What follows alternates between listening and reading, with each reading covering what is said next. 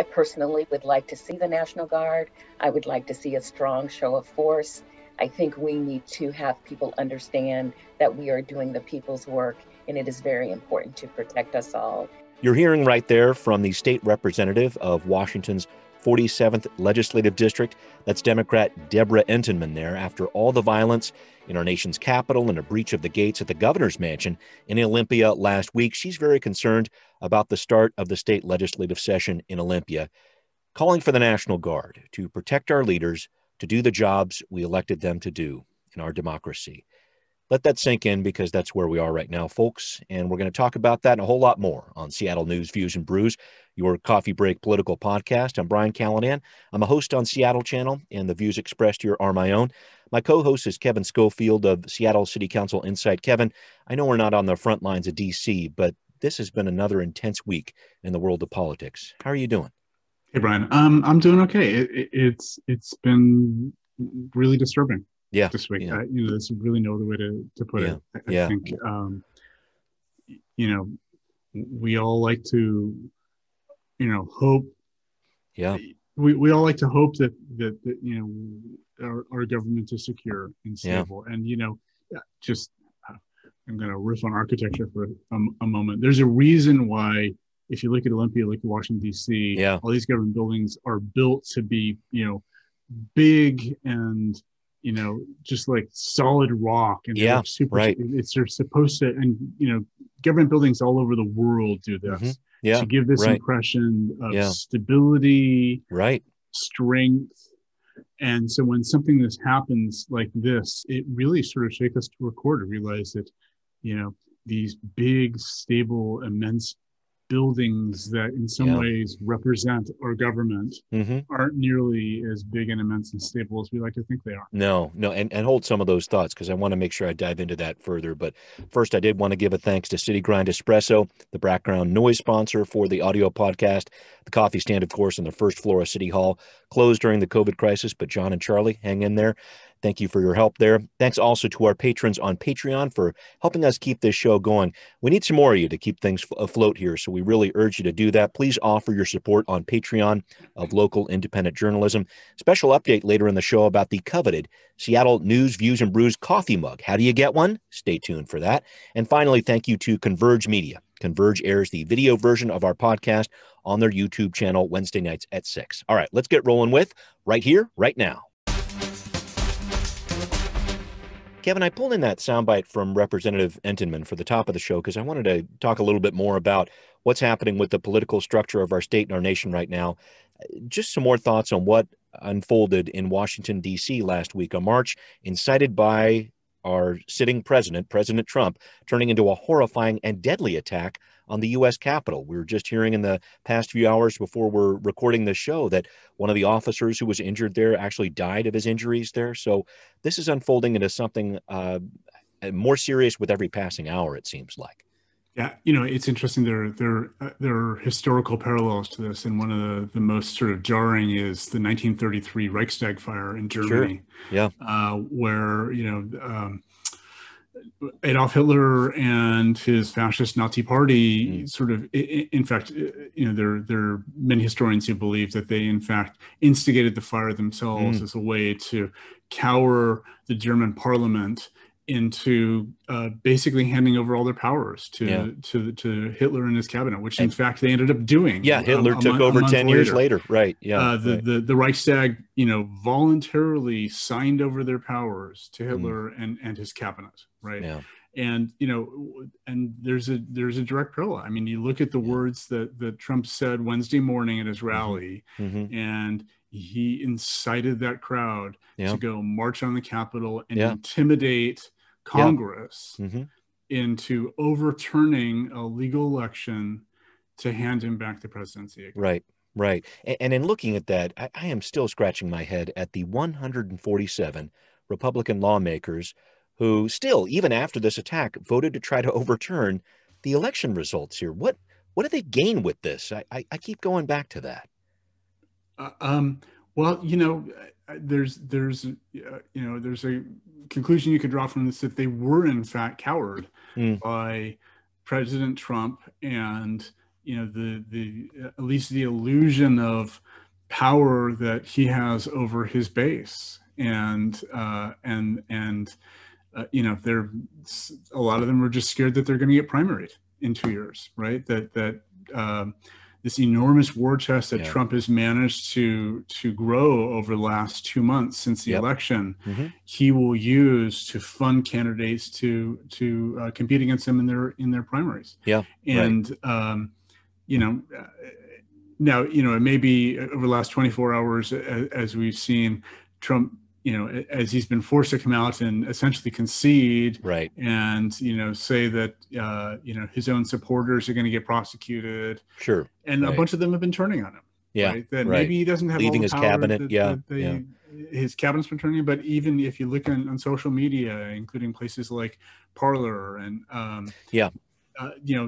his base is turning on him right now, because they never expected him to come out and say those things.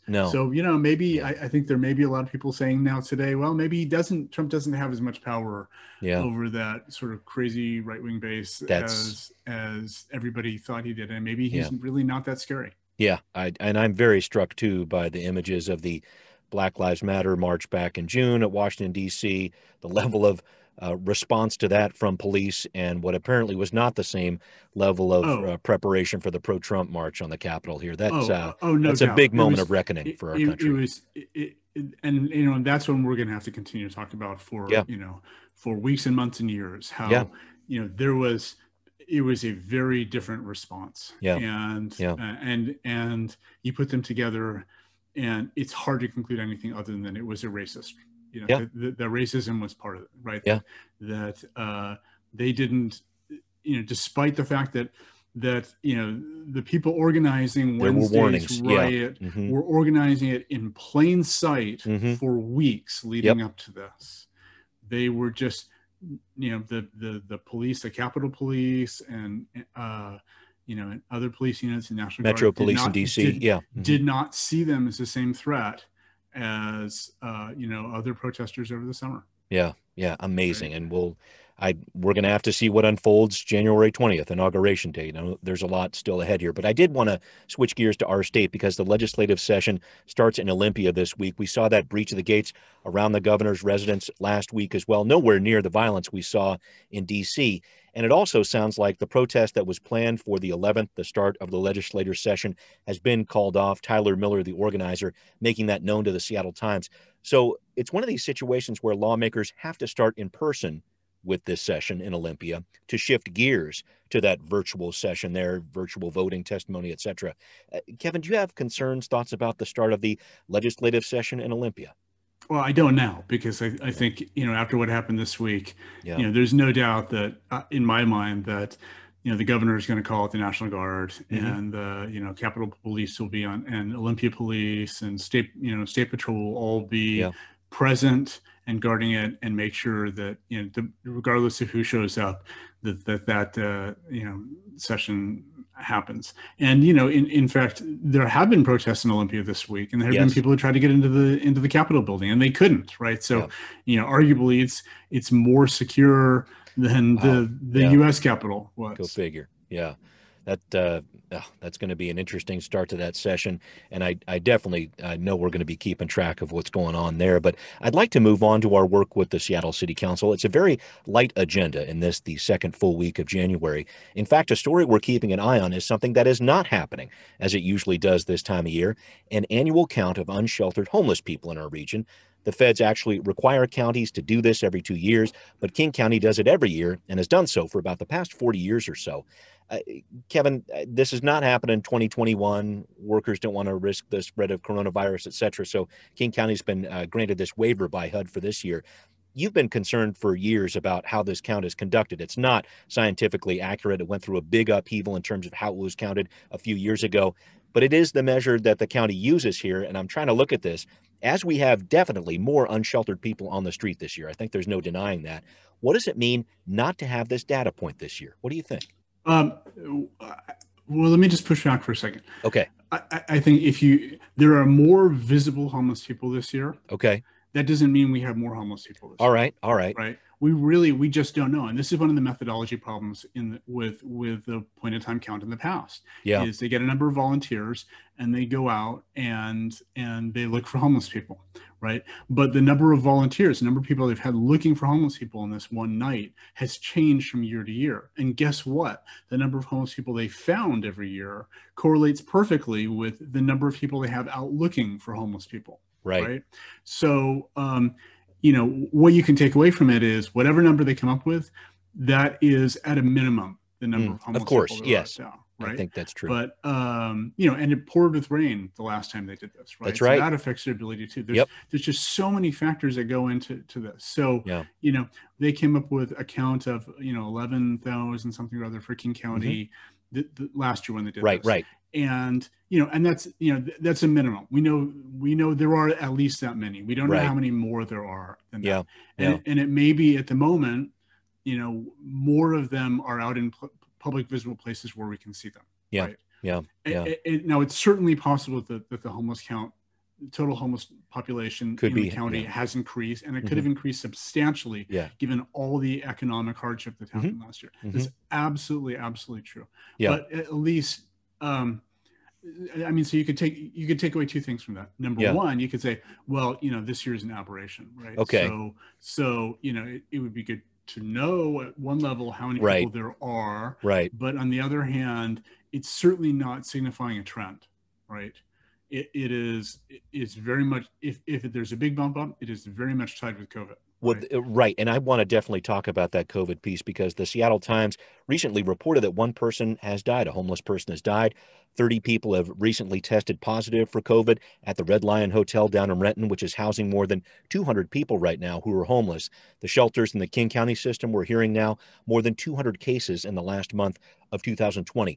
Not having a homeless count is one thing, but these new cases are exactly what the Centers for Disease Control was trying to avoid when they said, don't try to put people in congregate shelters and things of that nature. I think this is maybe the bigger story here, Kevin, dealing with this outbreak of COVID in the homeless population. This is a big piece. Right. And the city and the county have shifted substantially towards what they call hoteling, right, rather than trying to put more people in congregate shelters. Yeah. There are a lot of hotels right now that have a lot of excess capacity, right? Yeah. Let's try to, cut some deals and get people into hotel rooms, right? But even those need some help, apparently, because they're getting some cases in the hotels now, unfortunately. Yeah, sure. And that's going to happen too. Yeah. Right.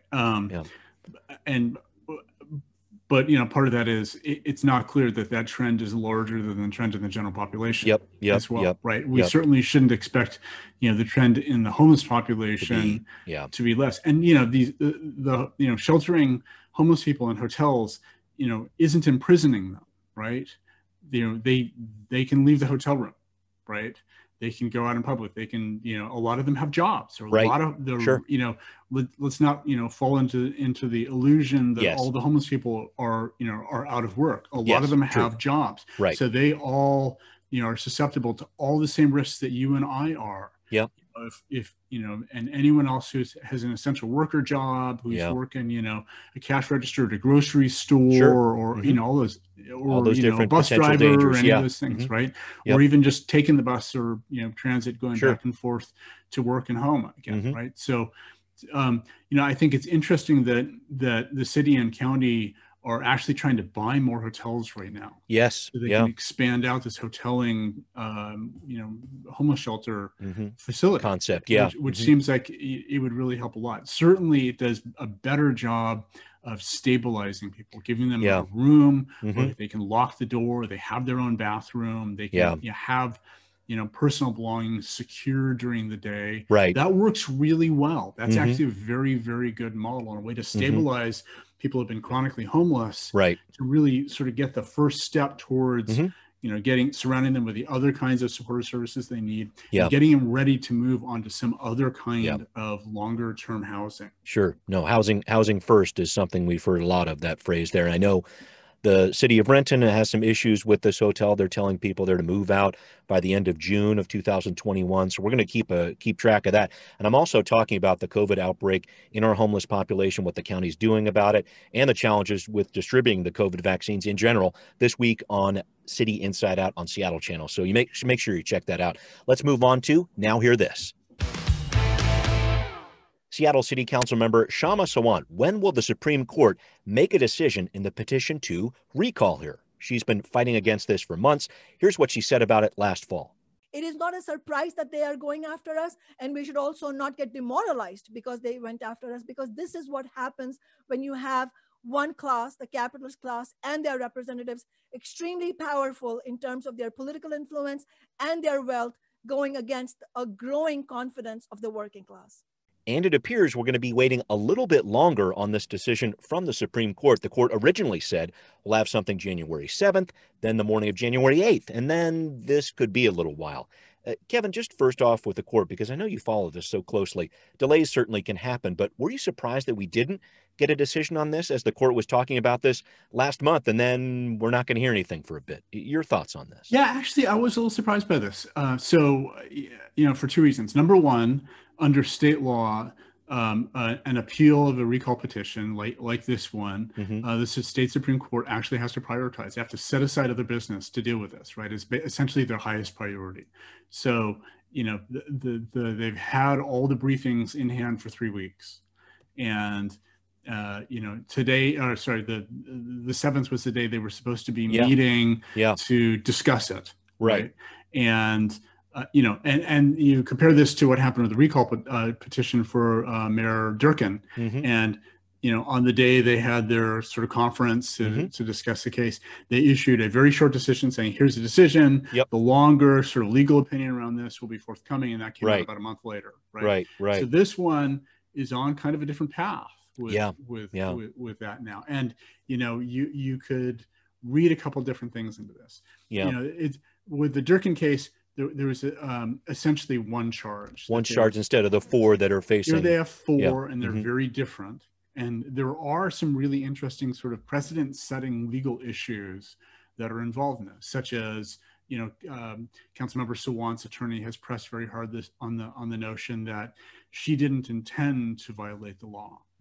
Right. So how do you? What is the legal standard for deciding whether an elected official intended to violate the law? Right. Do you have to have a smoking gun where if an email says, yeah, I know this is illegal, let's do it anyway? Sure. Right. And which is basically what her lawyer is saying.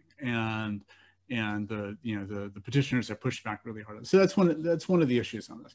So it may be that they're split on the different the 4 charges, right? Yeah, and they're trying to get to the same page on it. It may be that they actually don't have a majority on one or more of them, right? That they may be split across 3 different there may be 3 people of the 9 judges, 3 judges say this, 3 judges say this, 3 judges say this, right? And at the end of the day, it's sort of a binary part where each judge has to say, I affirm this particular charge or I reject it. Right. But if they affirm it or reject it for different reasons, it may be that they still have to argue that out for a while. Right.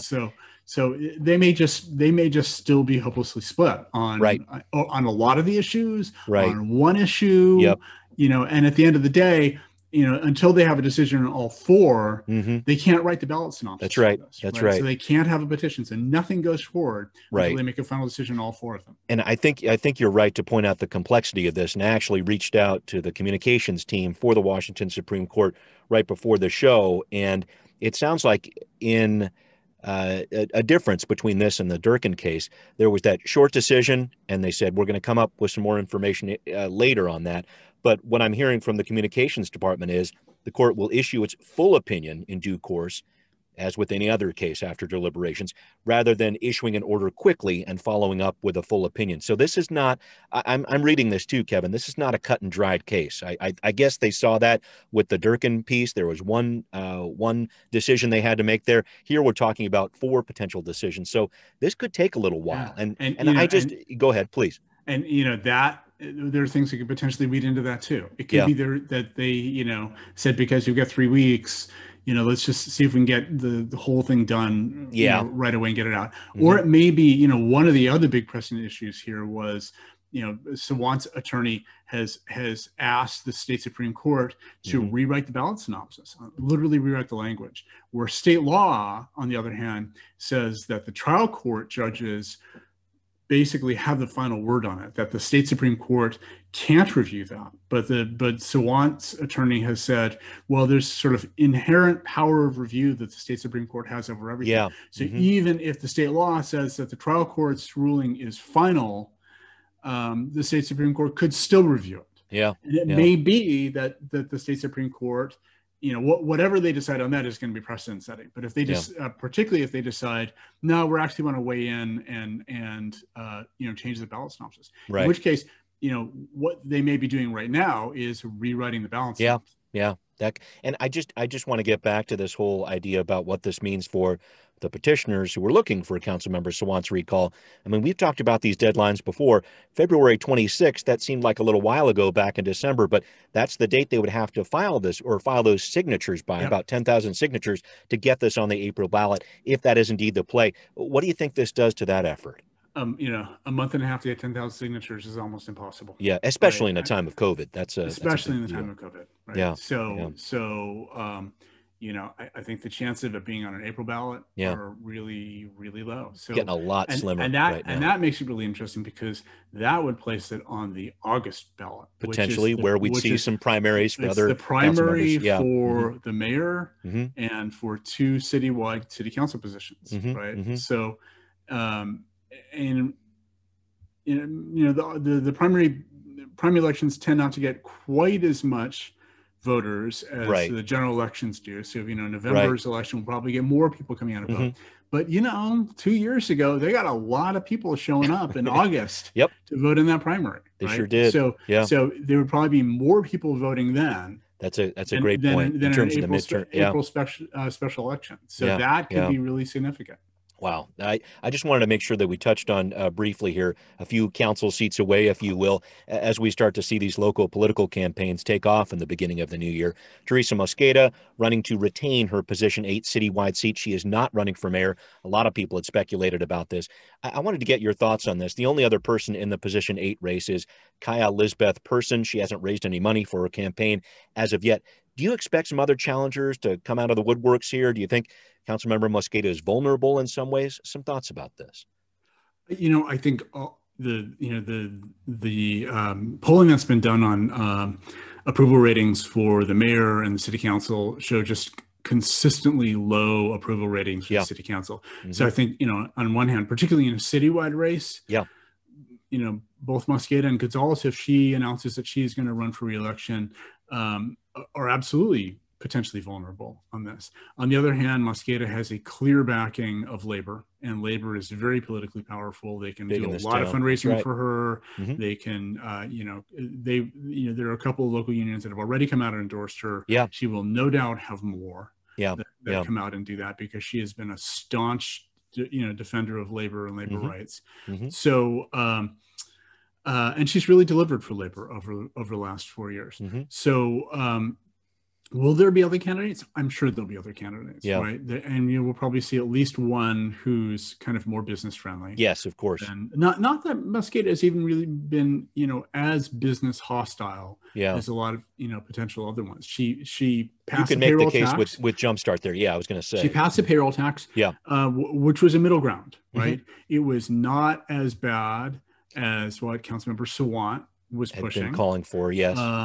But, in a year, in a major economic downturn year, passing any kind of payroll tax is still, pretty business unfriendly. So we'll see how the business community reacts to that and whether anybody, given the just open hostility in Seattle politics right now, personally, what other candidates want to decide to jump in. We were expecting at the beginning of last week, we were really expecting it was going to be a week where we saw a lot of people, trying to be first out of the gate. And, announce, maybe to scare off other people from announcing. And then Wednesday happened. Well, I was going to say, so much happened in D.C., and Mosqueda announced Wednesday morning before the riot happened in D.C., right? If, she had planned it, 3 hours later, she probably would not have made the announcement that day. That's right. That's right. So you can bet there's a bunch of people that just held off that said, I don't want to compete with that news cycle, right? Yeah, So let's right. wait till it cools off a little bit. Yeah. So, you know, it may even in fact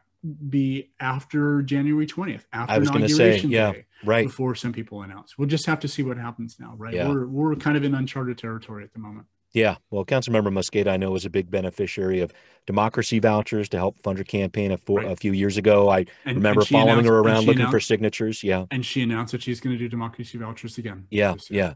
Going to be a challenge with COVID again, getting any sort of signatures at this time, but we'll see what pans out there. All right. We're going to move on to our next segment here. What's next?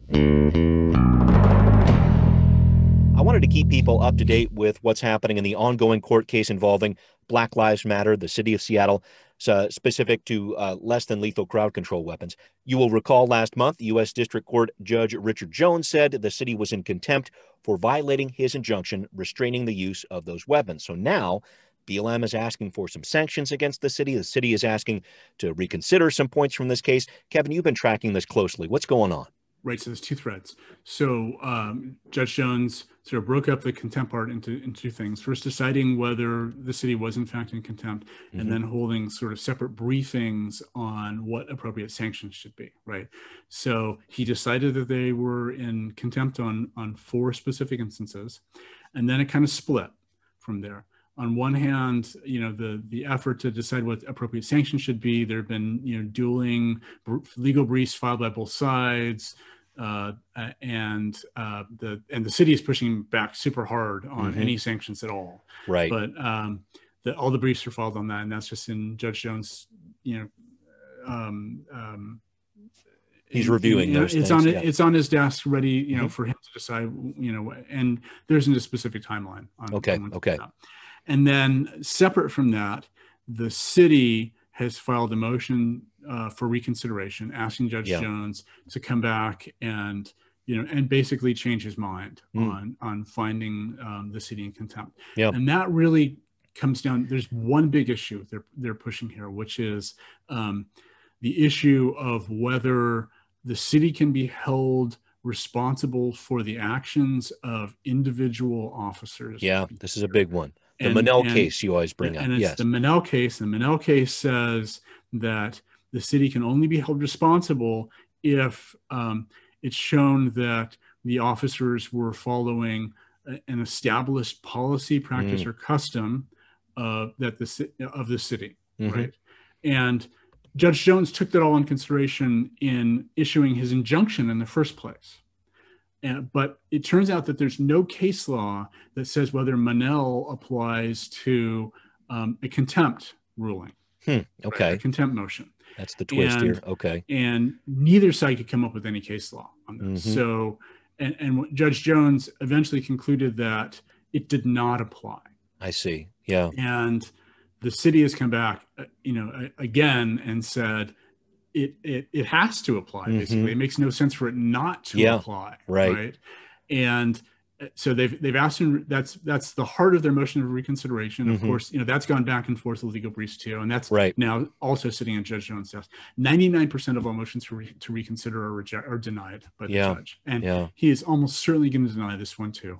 But because there's really nothing in there, you know, that he didn't already consider in making his initial determination. But what this is really doing is it's making it very clear that the city's going to appeal this ruling. Yeah, right. That's the next piece. So we can expect, you know, he will deny the motion for reconsideration, and then the city will almost instantly appeal it to the Washington State Court of Appeals. The Ninth Circuit. The Ninth Circuit. This is a federal court thing. That's going to be the next piece. So that's what's going to happen with this. Okay. Thank you for that background, Kevin. And I should also point out, we are continuing to track the other thread on this story. The Seattle Police Department set a January 8th deadline to get public input on its crowd control policies. We're continuing to watch the fallout there. So thank you for that. I can give you a quick what do you got? Yeah. So the Community Police Commission has pushed back on the January 8th deadline because they said we need time to have a public forum and get public input on this, because, you know, you're changing the crowd control policy, you're changing the use of force policy. Sure, right. And so they asked for end of January. And SPD has said, end of January. So while they're still officially saying, you know, if you to the public at large, you know, they've pushed these web forums where you can give feedback, you can review and give feedback individually. You and I could on these policies. Officially, they're still saying by January 8th. You know, the accountability groups, the CPC, the OPA, and the Inspector General are all going to have until the end of the month, until January 31st to do this. Good info there. Thank you for that update there, Kevin. We always like to wrap up our discussions here with something very important, what to have with your coffee break as we're talking about politics here. Kevin, of course, not only a genius, but a master baker. I'm the master eater, so this always works out great. Kevin, I'm trying to lay off on the holiday cookies this year, but it's been tough. But a friend of mine sent along some homemade granola here. I've been eating so much, I only have a little bit left. Granola. But this one I'm talking about, the rolled oats, some raisins, some craisins, chopped walnuts, and made without processed sugar, it actually tastes pretty good. I know you try to make this stuff too, right? I've made granola. I haven't made it recently, but I've made granola several times.